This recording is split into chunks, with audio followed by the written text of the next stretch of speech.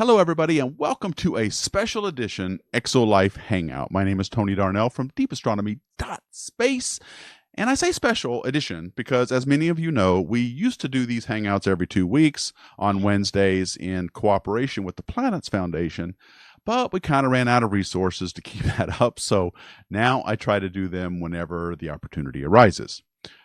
So the theme of these Hangouts, for those of you who don't know, is life in the universe, whether it's here on Earth or on some distant exoplanet in orbit around a star.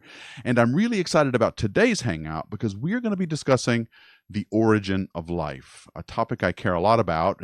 All of us should, actually, but primarily we're going to talk today about what the current state of our knowledge is about how life arose on Earth.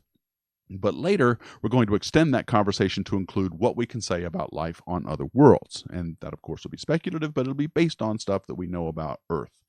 Now, my guest today really doesn't need an introduction because I think there's probably more people watching from his audience than watching from mine here on Deep Astronomy. My guest today is P.Z. Myers. He's a biologist and associate professor at the University of Minnesota in Morris. And he's also a prominent blogger, one I've followed for over 10 years now, writing on Furnigula, his personal blog, Furnigula. Sorry, I knew I'd screw it up. I read it all the time, but I don't say it. His personal blog, which has been a mainstay for many of us watching, I'm sure. So, but before I bring him up, though, let me tell you that we are streaming live on YouTube, Twitch, Facebook, and Twitter, which is Periscope, and we are simulcasting also on PZ's YouTube channel, which if you can watch, so we're streaming to both channels at the same time. So we invite you to leave us questions and comments via any of those platforms, and I'll read them out as the Hangout progresses. And we also have a Discord server, and the link to that is in the description box on my stream, so please feel free to join the conversation there as well. I got people already telling me I'm loud and clear, which is really always a good sign. So let me go ahead and bring up, as soon as I find my cursor, there it is. Okay, there he is. Let me welcome P.Z. Myers. Welcome to our humble hangout, and thanks for taking time out to talk to us. I really appreciate it. It's great to be here, and I'm impressed with all the bits flying everywhere. Yeah. It took a long time to get to this point, let me just say. Okay, so I feel like before we get going in earnest, I need to set the stage for some context here of our discussion. Now, for those of you who don't know me, I've been posting videos on YouTube for over 12 years, and throughout that time, I've become obsessed with how life arose here on Earth. Specifically, I'm interested in the question of whether life is inevitable. Is life hard to make from ingredients that are not alive? And I also worry about something called a great filter, which is this thing which presumably keeps civilizations from forming. So maybe we'll talk about that a little bit later on in the Hangout. But recently I saw on PZ's video that he titled "The Origin of Life?" on demand. And while I didn't understand everything in that video, it was then that I had the idea to invite him on a Hangout to discuss this stuff directly. And so that's the context of this discussion. And so now that I've set the stage, can you give us, please, when we were talking about the bullet points before we started this hangout, he's like, "Oh, so we're just going to do the easy stuff, right?"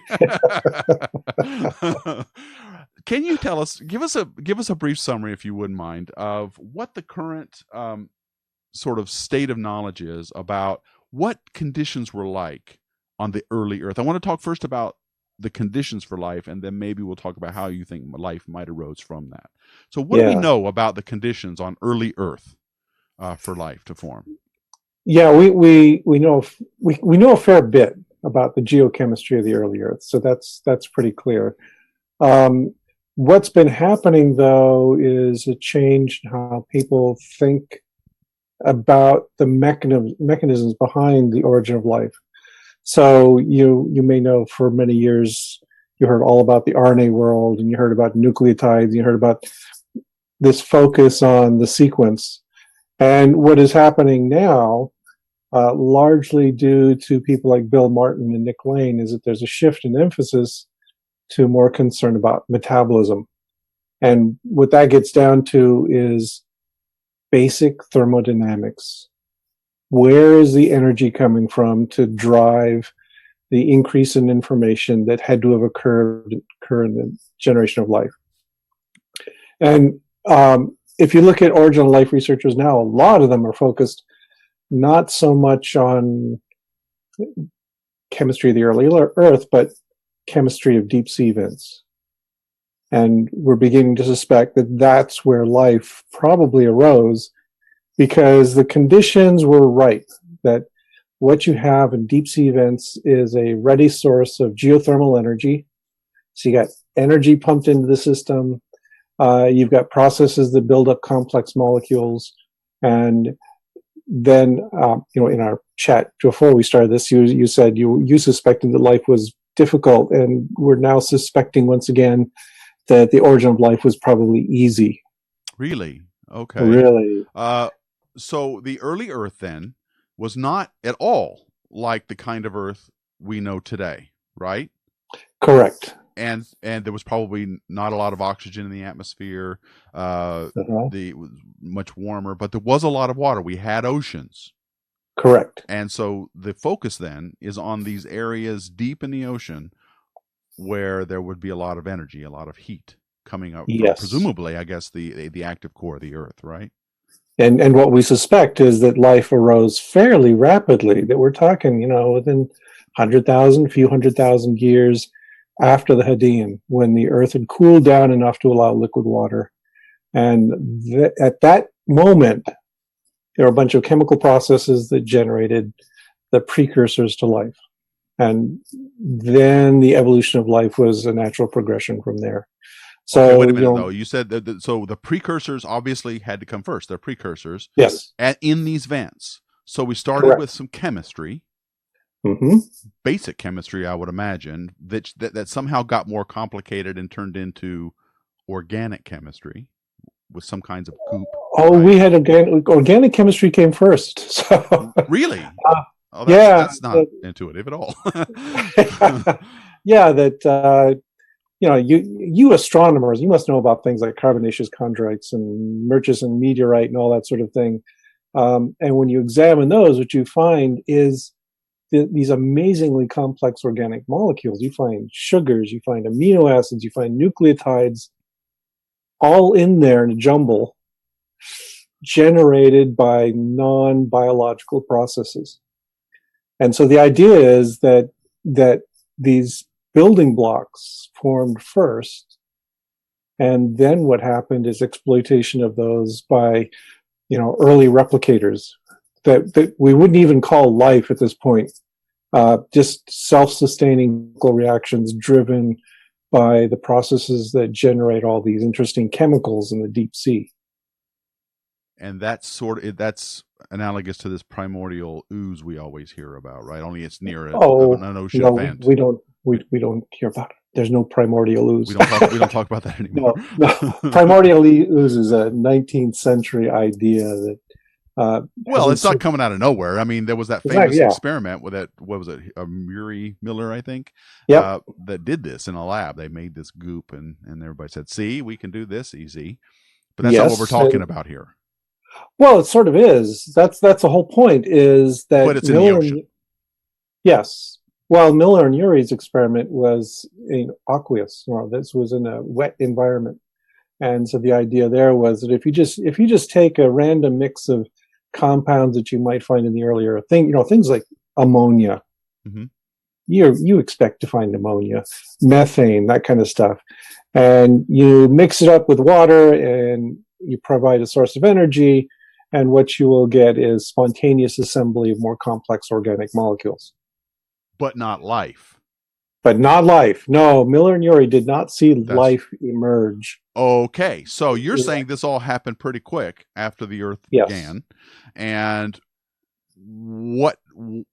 take us a little bit further. Now we've got the complex organic chemistry, molecules, nucleotides, all of this. So you've got these complex molecules. Get me to life now. Mm-hmm. Okay. So what you got is the old primordial ooze idea was that you'd have this soup that's just sort of sitting there and things would exploit it. Right. And what we'd argue now is that instead what's going on is that there are geochemical processes that are constantly generating these building block molecules. So it's not a soup now. It's something that's an ongoing process that conceivably we could actually study today in deep sea vents. That a lot of people would really love to get down there, but they're deep and they're hot and they're dangerous. But anyway, the idea is that it's going on there all the time. And what these reactions do is they produce high energy compounds, or relatively high energy compounds. So, for instance, alkali vents are rich in hydrogen. And if you're a physicist, you're familiar with the idea of fuel cells and all that, and where you can use hydrogen to generate all kinds of energy. And what you've got is volcanic processes that are generating hydrogen gas and hydrogen ions that are then bubbling through these mineral deposits, and interesting things can happen. It's a matter of, can the compounds that are present then bind to these high energy molecules to produce more complex molecules? Can we combine molecules and build something new? And that's kind of where we're at, is trying to figure out what kinds of processes were going on. Now, do we expect this as universal? It may very well be, because, like I mentioned, the Murchison meteorite, carbonaceous chondrites already have these compounds in them. So they're forming out there in outer space, and they're floating around. And we just think that we've got an enrichment going on in the oceans of the Earth. So this enrichment...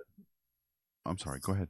Oh, no, what you were asking, what about I was just going to, okay, so this sounds to me like, and you've already sort of corrected me on the primordial ooze bit. We're not really thinking about things that way anymore. Right. And another preconception that I have is that we go up to this progression that you've been describing, and then somehow, boom, there's a spark. And I'm getting a sense, now you're going to tell me this is more of a spectrum. The process continues. It's not a discrete event. This thing going from complex not organisms, but molecules and compounds into something that is life. This isn't a discrete event. Is that what the... Yeah, there's no sharp boundary between chemistry and biology, which we biologists hate to admit to the chemists, but it's true that there's just a continuum, that biological organisms are just made of chemistry. Okay, we're going to have to talk about what we're calling life then, because now I'm imagining this progression of events happening, and then we've got some intermediate states where we've got complex compounds and some life. But I mean, what would that be like? So let's talk about life a little bit. How do you define it to somebody like me? PZ, I meet you at a party. I found out that you're a biologist. What is life? And this is where I made the comment that, we're going to talk about the easy question. Right? I teach cell biology, and the first day, that's what I ask the students to do, is to define for me what life means. And we get all kinds of answers, and it's not a trivial question. No, it isn't. That, typically what we'll do is we'll eventually get to the point where we say, okay, well, life is about replication. So you got to have replicators of some sort. But then, of course, you get into the boundary conditions. So is a virus alive? So that's the next question I'll ask them. We settled on this simple answer. It's okay, just things that replicate. But crystals can replicate, and we agree they're not alive, right? Mm-hmm. They don't respond in a particular way to stimuli in the environment. Are viruses alive? Because viruses can only replicate when they co-opt the reproductive machinery of a living cell. And there's a whole range of things in between here where you could imagine there's not, like you said earlier, there's not a sharp boundary. There's a continuum. And so we'd say that in the origin of life, you could imagine where we start off with, here's a bunch of building blocks. Here's a source of energy. They combine willy-nilly. Do they get to the point where they can start replicating?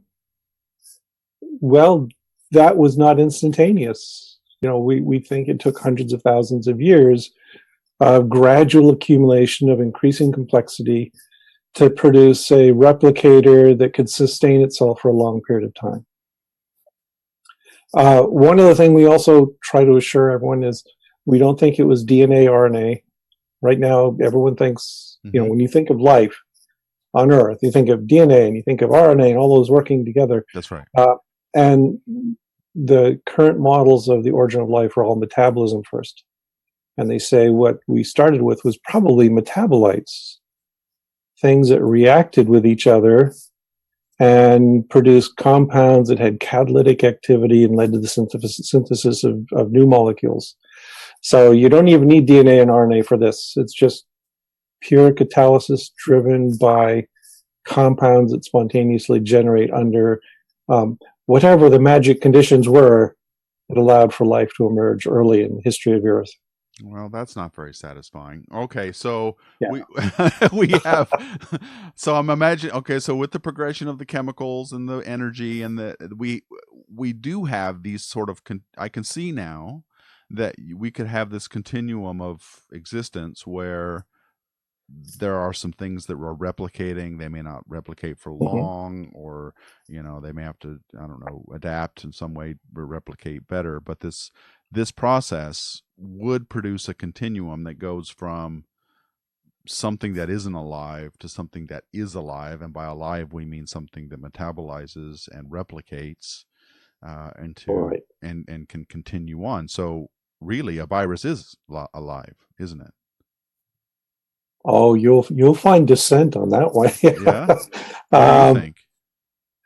Oh, well, I don't think there's a discrete boundary between non-life and life. So it's I just can't imagine. I can't picture that. I mean, how can something be kind of in both worlds? Well, for instance, when I'm teaching cell biology, we boil everything down to, for instance, basic metabolism. That you can, if you talk to a biochemist, if you talk to a cell biologist, they will be able to sketch out on a napkin all these diagrams of, like the Krebs cycle, pyruvate, and all this other stuff working together. And when you look at that biochemistry, it's a series of self-sustaining chemical reactions. And when viewed abstractly, it doesn't look like something that's alive.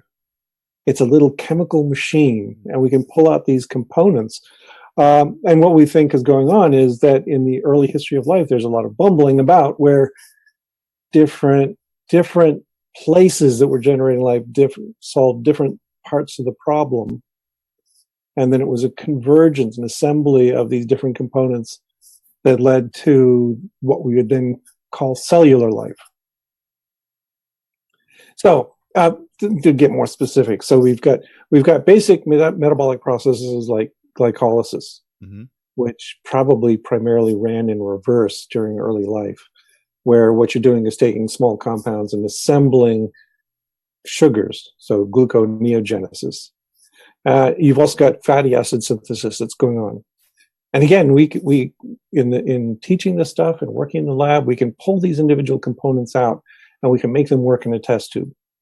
So they're all cranking around these things. And what made for life was when, for instance, you brought those two processes and many others together, and you use fatty acid synthesis to build a little bubble of membrane that enclosed the metabolic processes. Now, was it alive before the bubble formed? Was it alive before the metabolic processes were going on and you just had a membranous bubble oozing out of some deep sea vent?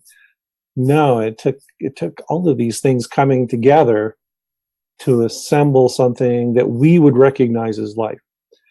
And then, of course, natural selection takes over, and now that's all you find is things that have all the components of life, because that's what's best at competing with other things that are collecting energy. And is that what we find evidence of when we say that these earliest forms of life on Earth were these? Is that we see these fossils of cellular life? Is that what I don't know? Is bacteria a good example, or is that too complex at this Right. stage? No, so if you're talking about fossils, yeah, you're only going to find fossils of cellular life, and they're going to be rare and difficult to find. Okay, so because we're talking about very tiny things that live 3.5 to 4 billion years ago. So no, you're not going to find a lot of those.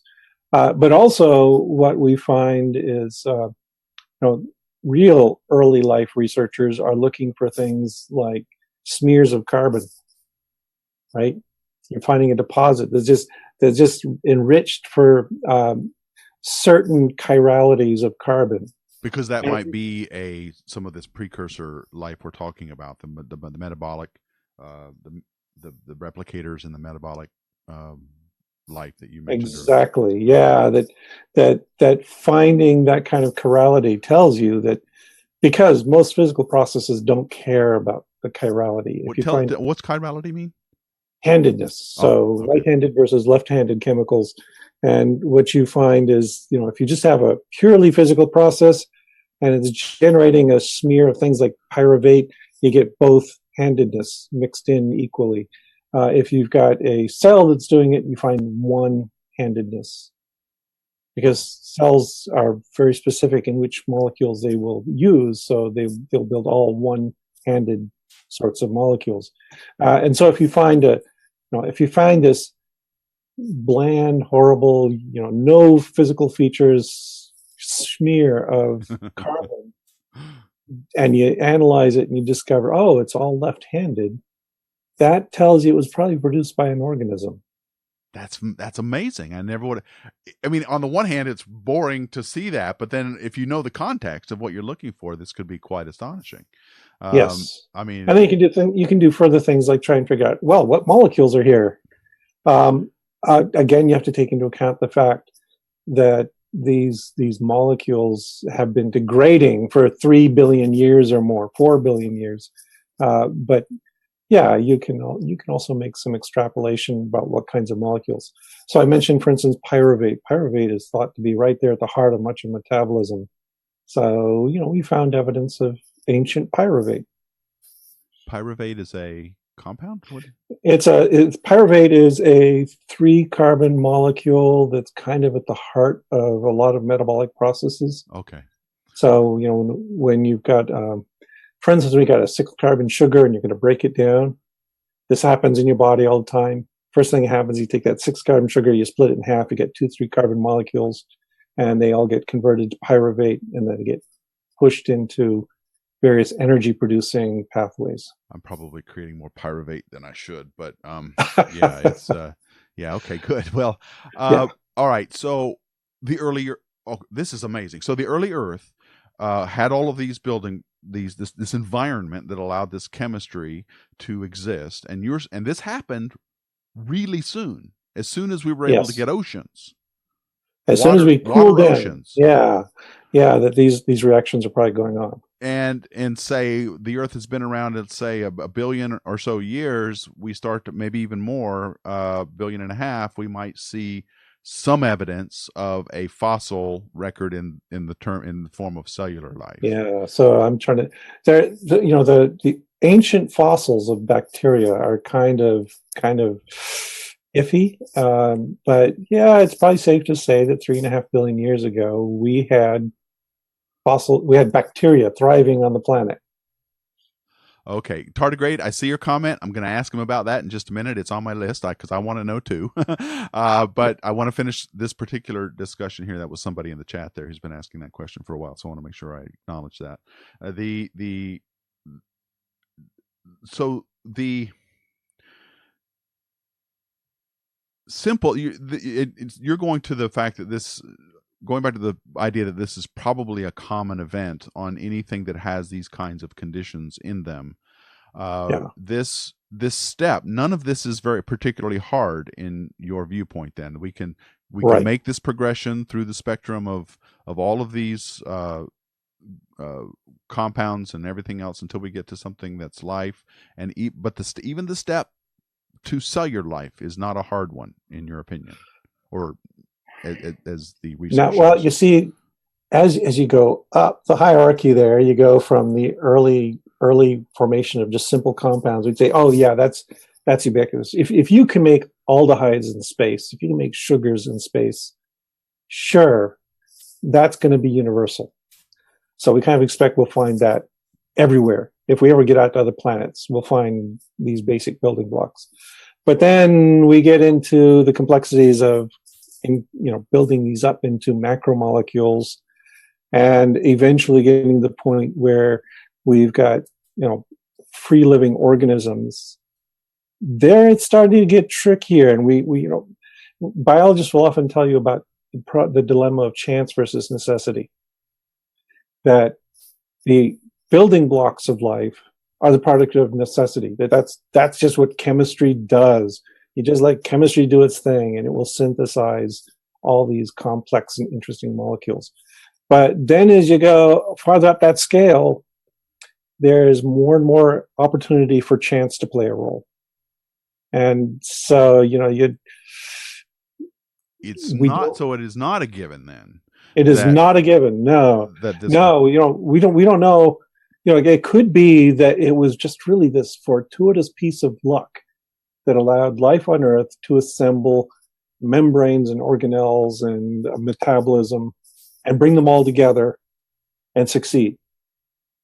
Okay. So, all right. So, when we go to Europa, that Europa will be the really interesting case, because what we expect is all you need is an energy source, and that moon has it, and you need these aqueous environments with dissolved organic compounds in them, and they're probably there. But then the question is, where do you go from there? How far has the chain of life proceeded on a planet or a moon like Europa? Okay. Well, I want to get to Tardigrade's comment and question, because I want that it's a good progression from here. What role then do you think panspermia plays in on life? Let's talk about life on Earth here. This idea that maybe these compounds came from, or even life came from somewhere else and got deposited here. Is that a big area of discussion in biology, or is it? No, because most of us don't accept it. Oh, really? Yeah. I mean, as I said, those organic compounds are forming in space, but space is really, really big and really, really empty. Mm-hmm. And so the amount of this material being deposited on the Earth is relatively minuscule. Well, I think the idea comes from, if you look at how solar systems and planets form, they start with these big gas clouds that coalesce into protoplanetary disks, and then the star forms, and then debris disks form, and then planets come from that. And from that initial huge volume of gas, there might be things in there. But which I imagine would fall into comets and then eventually start distributing itself, at least in the local area around that solar system. Right. But as I mentioned earlier, what we're really interested in is not the soup, that we made a soup and then things spontaneously formed in it, but that there's a process. Right. And that panspermia is not a good, robust process for introducing new compounds into the early Earth. Interesting. Wow. That a better strategy is to identify, energetic processes in places like deep sea vents that are constantly producing these things. And also because they're localized, you get a high concentration of them. But even then, with all that stuff, the concentrations, the localization of all these chemicals and compounds and the energy sources, and you get something that replicates and metabolizes, you do not necessarily get anything higher than that. That Correct. Chance has a bigger role to play. Environment would have a bigger role to play. So maybe I wasn't so wrong in saying that it's hard. I was just wrong at what stage I was wrong. I thought spark of life, that's to go from something that isn't alive to something that is alive is hard. But that's not necessarily true. Not necessarily right. Yeah. If we could visit another planet that has the conditions for life, if we just went zooming out there in our faster than light spaceships and started visiting all these different worlds, we probably find lots where the conditions are suitable for life, but that life has not progressed beyond, for instance, the prokaryotic stage. I see. Or even something. And I What's that? agree. I agree now what you say about Europa, Yeah. how important that is, because that would be a definitive answer to that question. At least we'd have 2 data points instead of 1 Yes. about the And it's progression. one that's reachable, unlike distant stars. So it would be really cool to look into that. I'm sure people are thinking about that. Um, we're working on Mars right now. Yeah, is that a Okay. surprise to you? Is Mars a surprise that, or does it make sense that you wouldn't see much yet, or maybe it's just because we haven't looked well enough?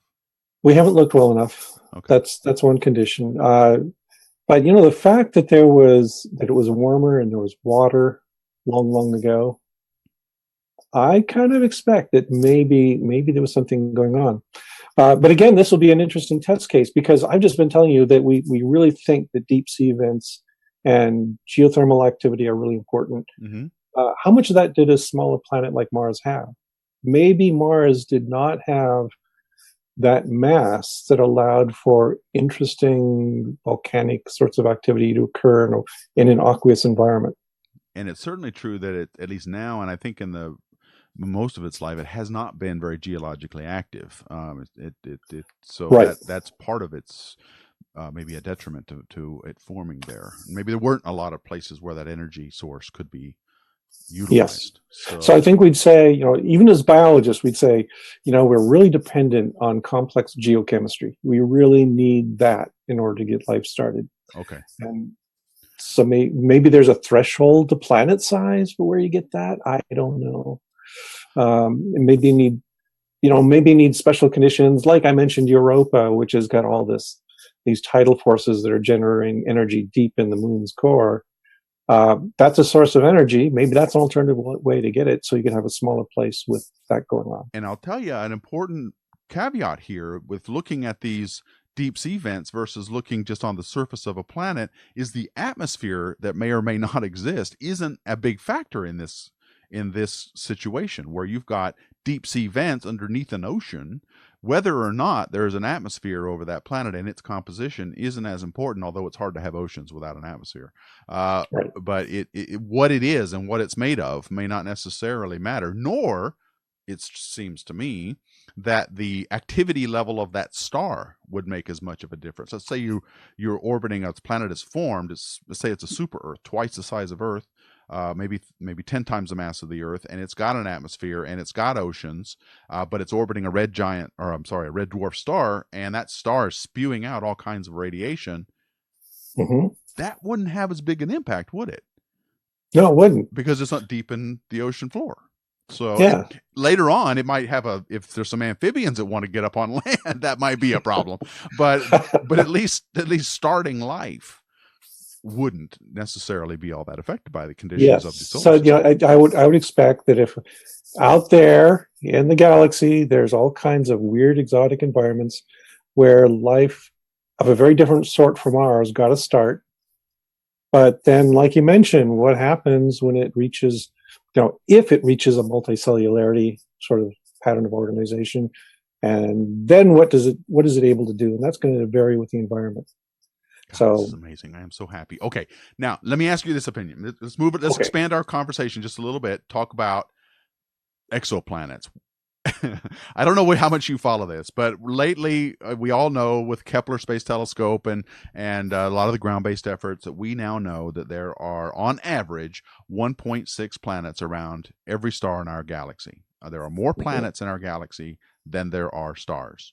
That's a big deal to a lot of us, and astronomers have gone to great lengths to say not only are there's like 7 planets around TRAPPIST-1, 5 of which could be Earth-like, and blah blah blah.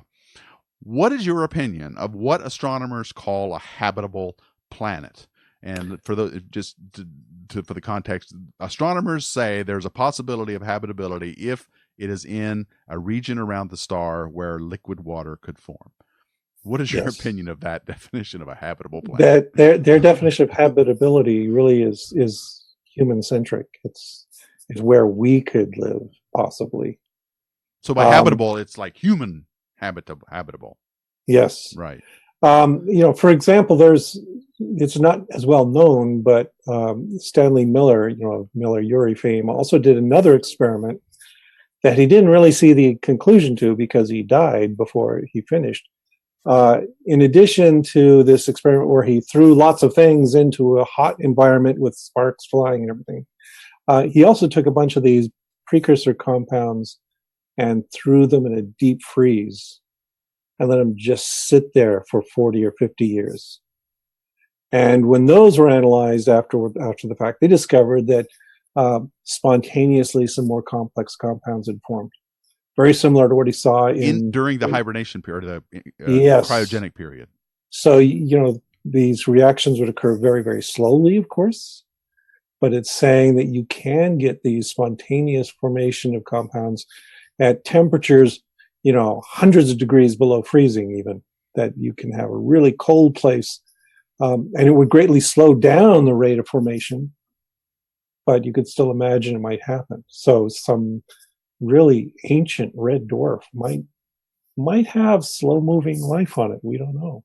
Wow. Okay. Well, one more question, and then I want to take some comments and questions from our audience. But what is your opinion on the ubiquity of life in the universe? Do you think, and I don't mean just oozy replicating things. I mean it's multicellular, complicated life in the universe. Do you think that it's common, or do you think that it's rare? Well, as you mentioned, I know there it's are so many conjecture. There's a lot of planets and there's a lot of stars.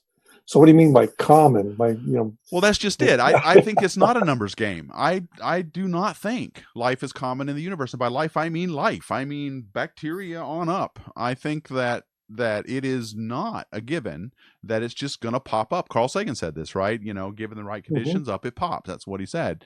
Well, not so fast. Just because there are almost 1 trillion stars in our galaxy, and there are 60% more stars planets in our galaxy than there are stars, does not mean just because there's so much of it out there that we're gonna. Of course, it must be. I used to think this. I used to be in that group where well, of course, it must be, right? I mean, there must be life out there. It's just so many. You got, what's the chances of us being the only ones where this happened? Well, I think there could be a case to be made. Some people, do a kindergarten plug and play of the Drake equation and come up with some number of civilizations. Well, that's easy to do, but it's also very misleading and very simplistic. Yeah. There are so many completely unknown variables in the Drake equation. You can make it spit out any number you want. Exactly. So there's no point to it. What would I say?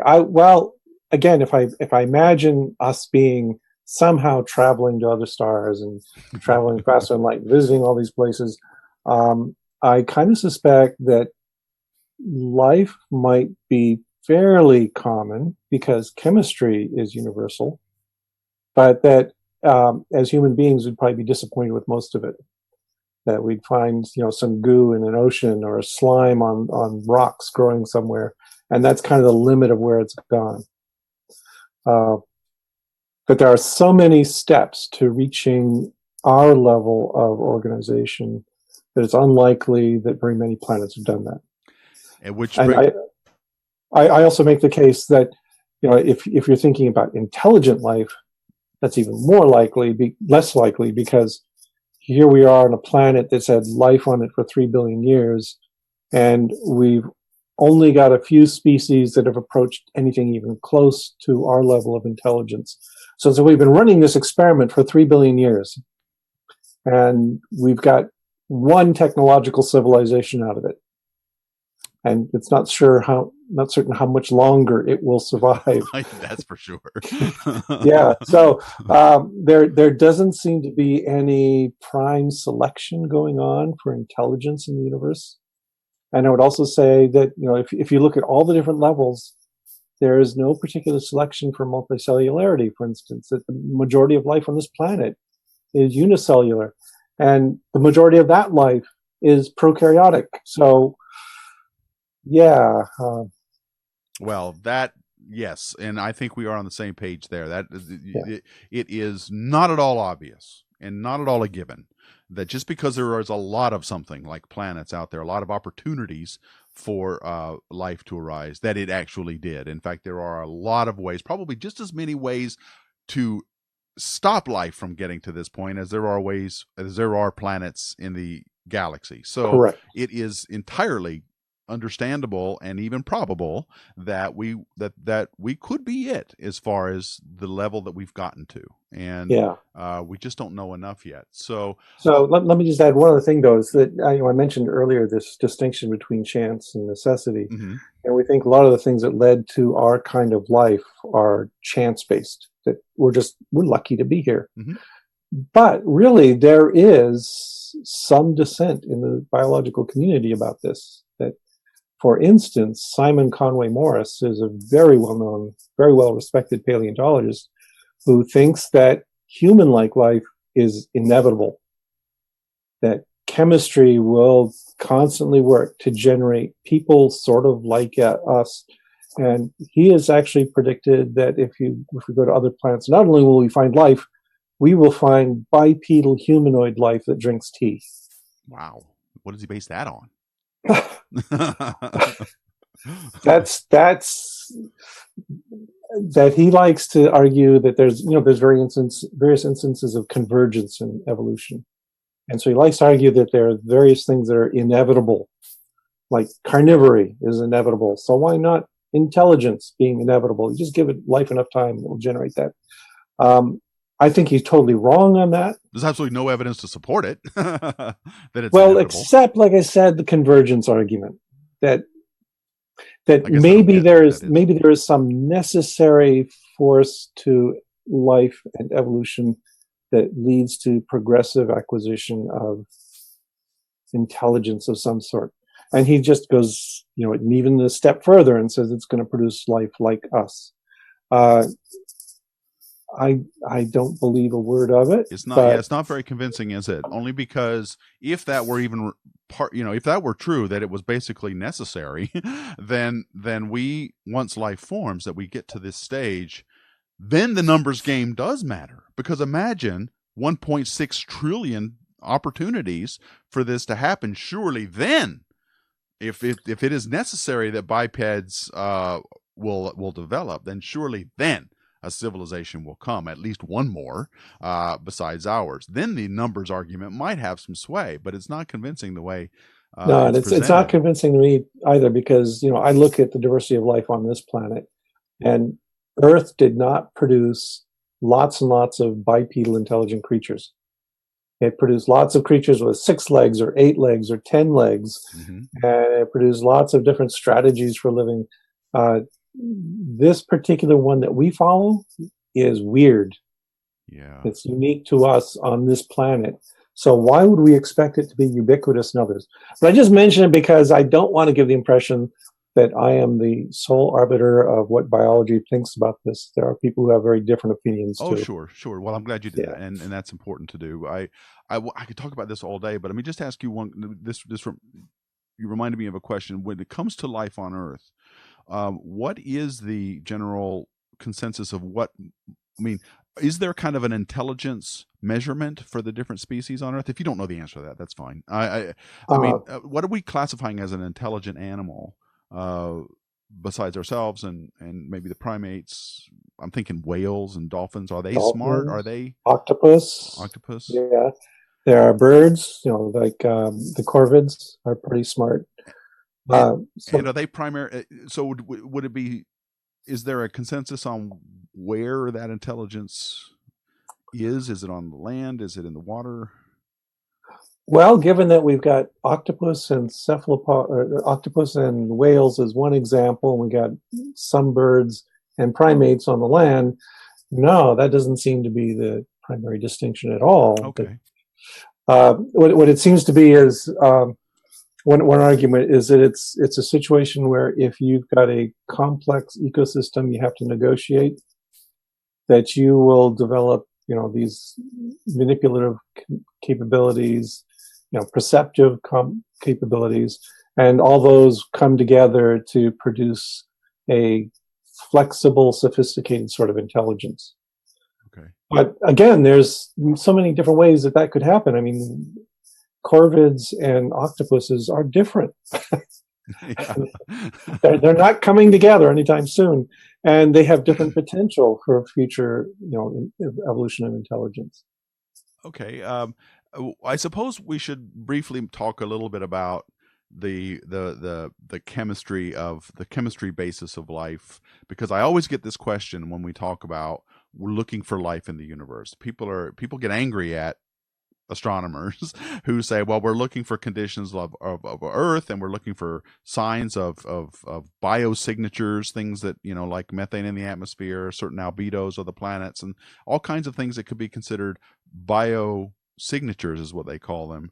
And people get a little bit irritated and go, why are we doing this? Why aren't, who says that life has to be carbon based? Why can't it be based on something else? Because Star Trek says it can be based on something else. So why can't it be?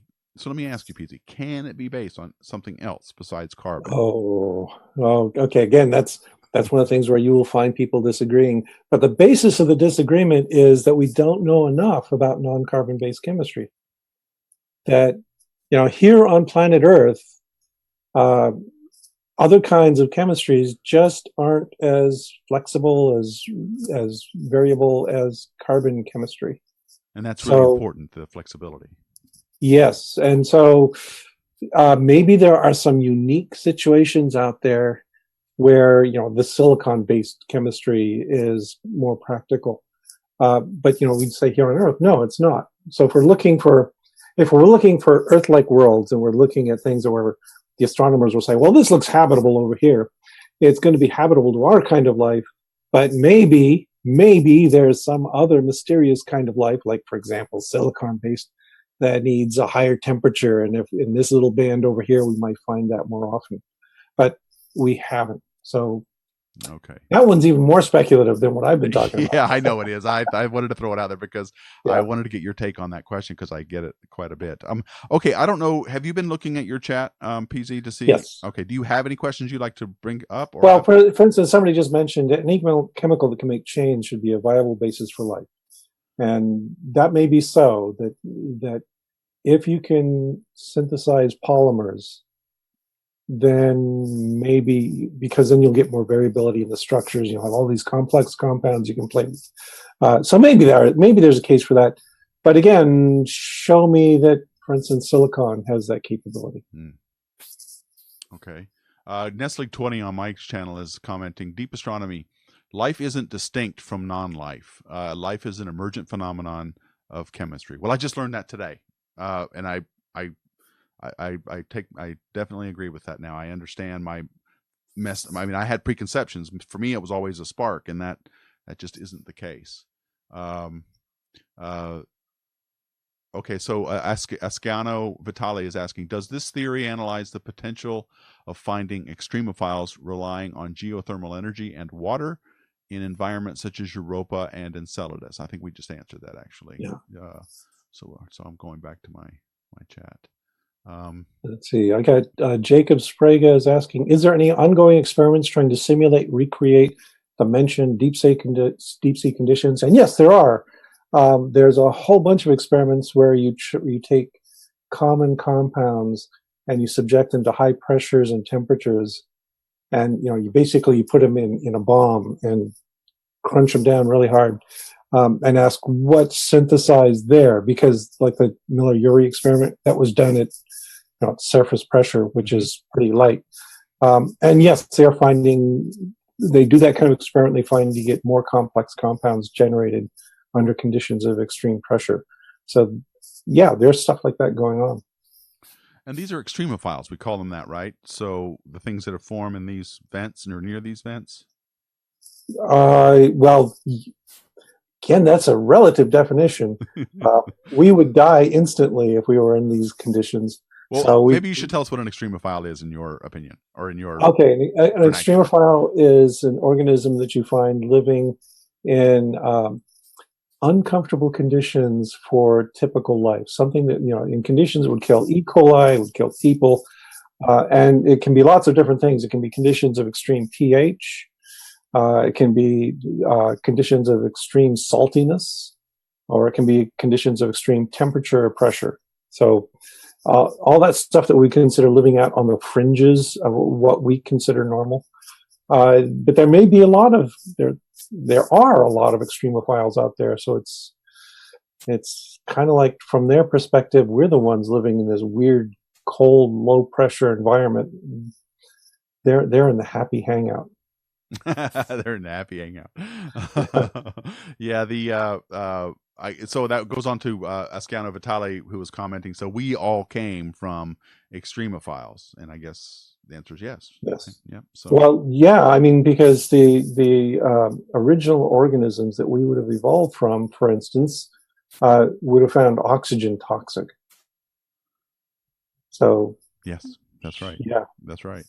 Superluminal on Discord is asking, how could metabolites possibly self-replicate and grow in size and complexity? Isn't transient hydrogen bonding necessary for replication? And therefore, nucleic acid chains are prime candidates for progenitor molecules. I did not understand what I just read. Yeah. Well, nucleic acid chains are long and complicated. And one of the problems with old theories like the RNA world is that RNA breaks up pretty easily. So does DNA, that these things would tend to disintegrate.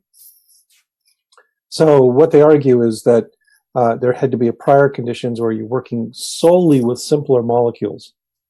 Now, things like dipeptides or dinucleotides at the most complex, that then work together to create an environment that was protected in which longer chains could survive. Huh. Yeah. Okay, so that goes back to, so the RNA ideas, those are falling out of favor for the early life? Not exactly. They're just a different stage of life. Okay. So so the RNA world hypothesis is not invalid. It's probably a later point in the evolution of life than the stuff we're talking about. The primary alternative hypothesis right now is called the metabolism first hypothesis. And that's the one that's endorsed by people like Bill Martin and Nick Lane, who've been publishing lots of stuff on it. And that's the one that argues that what would have come first is simpler metabolites, which again makes sense. We love the idea of the simpler building blocks coming before the complicated building blocks.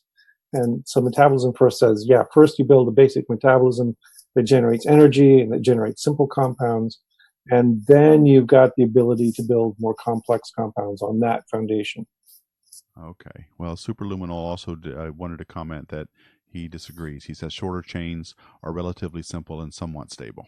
So that's his why is that a problem? I don't know. I'm just reading the comment because I am out. Yeah, I mean, because simpler chains, we can do experiments now with simpler chains. And for instance, dipeptides have catalytic activity. That you can make random dipeptides, and what you find is each unique dipeptide will have unique catalytic abilities. Okay. Any other questions from your chat? Let's see. Let's see. Brian, Steve. Oh, I got lots of comments. Go ahead and read them. So yeah, ribose already exists without life, so it would be a good starting block. And that was kind of the point I was making, is that in things like these carbonaceous chondrites and the Miller-Urey experiment, you get these things forming spontaneously all the time. So that's a good starting block. Another question, what about a manned mission to Mars? Would it contaminate biotest sites, especially a massive scale as SpaceX is planning? Oh, okay. Did he say would it contaminate sites? Is that what he said? Yeah, because we'd be dropping our... It absolutely is going to contaminate Mars. Going there is going to absolutely screw it up. So we need to get the question of whether it's there naturally out of the way now. Because the minute we start sending people there, it's going to be a mess. You don't think Elon Musk is going to actually pay attention to the space treaties that have been put up about keeping things contaminant free? No.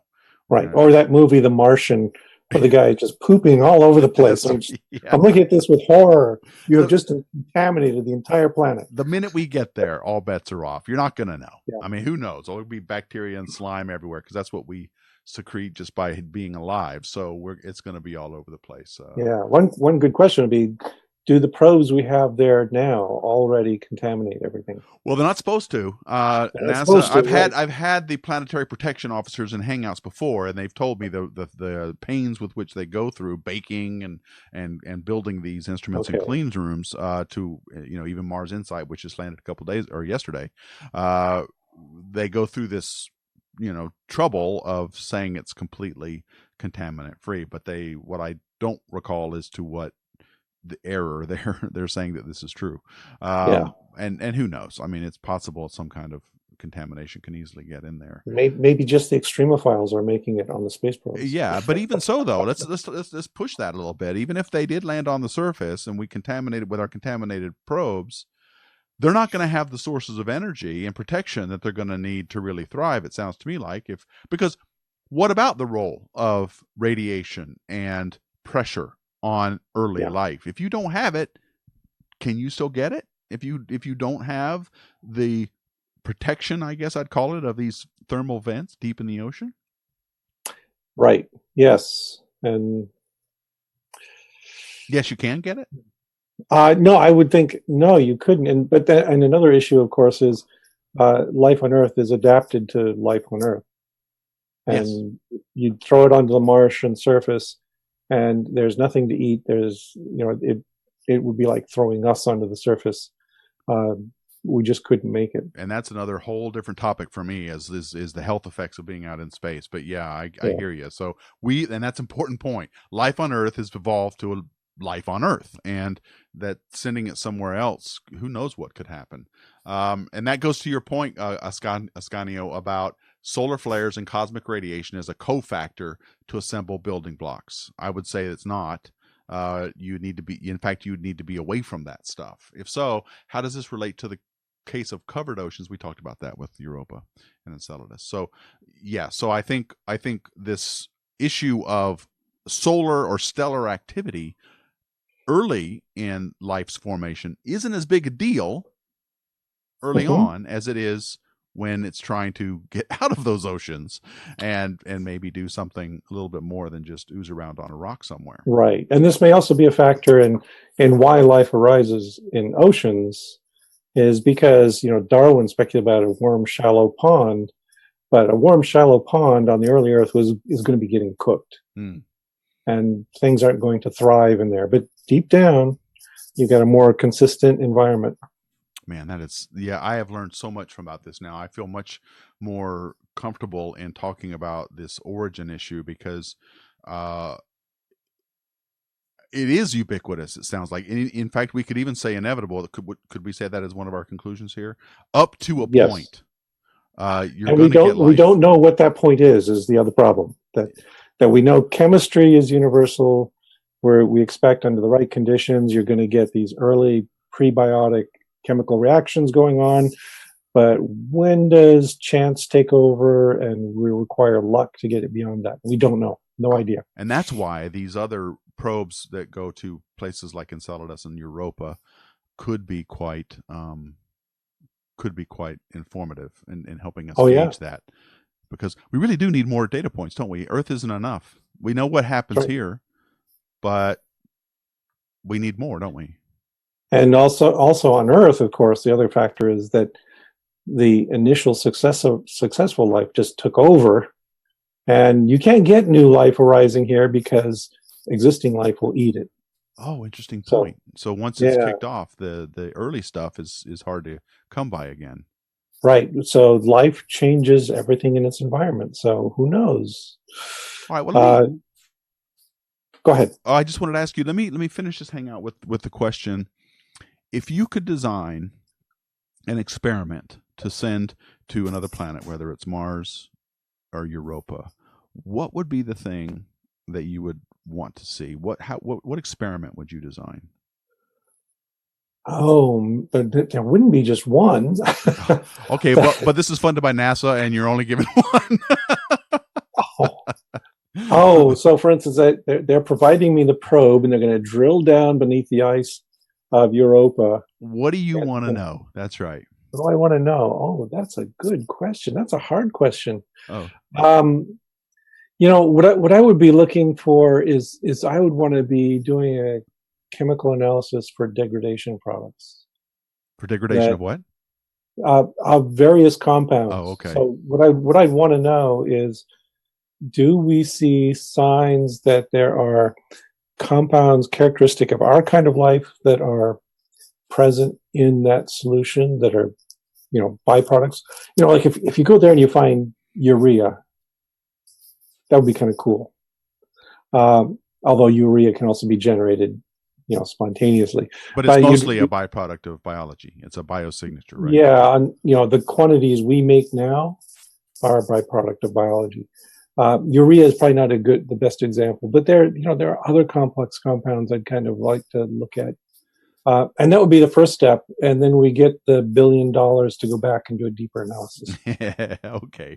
Well, that's great. Okay. Well, I heard the bad news. Well, the good news is that Europa Clipper is still going to get funded, but the one that actually lands on Mars or on Europa is up in the air. The funding for that, so it may not happen. But the one that orbits Europa is still a go, but not necessarily the lander. So it's a difficult problem because I suspect the surface of Europa is sterile, that it's just been baked and it's not conducive to life, and we're going to have to get down deep. Yeah. And we didn't even talk about effects of magnetic fields on planets and life, but we're in the stage we're talking about, which is the earliest stages of life. I think that's kind of a non-issue at this point, especially because this is not going to happen if it's not protected some way. Otherwise, if it's baked or fried or boiled, it's not necessarily these compounds aren't going to form. It sounds to me like. Is that safe to say? So. Yeah, the only interesting thing would be is, if there's something analogous to tectonic processes on the surface of a moon like Europa that's constantly pushing up material from deeper that we could then analyze. But we'd need to understand the hydrology and geology of the moon before we could find it. Okay. All right. Well, I will stop there. Did you have any last minute questions from your chat that you wanted to read? Otherwise, I'll close us out. I think there's lots of comments there, but I'm getting a lot of comments too. I can't read them all, but yeah, they're having their own little conversation about this as well amongst themselves. So that's really cool. All right, well, I guess we'll stop there. PZ, thank you so much for taking time out to talk to me about great. Yeah, let's do it again. Okay, well, you said it. Okay, because I want to talk about all kinds of things. There's evolution topics and life in the universe all over the place. So I want to definitely discuss this more. Thank you for being willing to do this. We will pick up again. I will make sure to let you guys know when. Tomorrow's Astro Coffee Hangout has been canceled. Carol, my co-host, could not find as a guest, so we're not going to meet tomorrow on Thursday, but we will be back next Tuesday for Telescope Talk for amateur astronomy. And I don't know. I'll talk with PZ about when we're going to do this again, and we'll stream on both channels when we do. So and look for all of our Twitter feeds. You guys know PZ. I'm Deep Astronomy everywhere: Twitch, Twitter, Facebook. Oh, I forgot to look at Facebook, but okay, I didn't get any comments anyway. So on Facebook, because most of everybody who's watching is on YouTube. I'll also post the audio of this on my Deep Astronomy podcast audio only part. So look for that as well coming in the next few days. Whew. So on behalf of PZ Myers, I want to thank everybody for watching, and as always, keep looking up. Very good.